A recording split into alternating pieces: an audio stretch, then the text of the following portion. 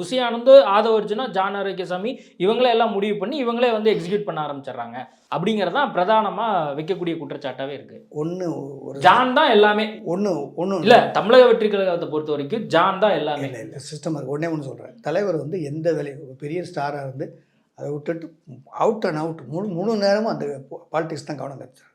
ஒவ்வொரு மேட்ரையும் அவர்கிட்ட போய் அவர் கன்ஃபரன்ஸ் வாங்கி நிறைய ட்விட்டரில் ஃபேஸ்புக்கில் தாவேக்கா சார்ந்தவங்க கடந்த சில நாளாக வந்து சில கருத்துக்கள் வைக்கிறாங்க. ஒரு லேடி, அவங்க தாவேக்கா நிர்வாகி தான், அவங்க அண்மையில் ஒரு அலிகேஷன் வைக்கிறாங்க, ஜான் தான் வந்து மிஸ்கைட் பண்ணுறாரு நிறையா அப்படின்னு சொல்லி. அதெல்லாம் ஆதாரமற்றது.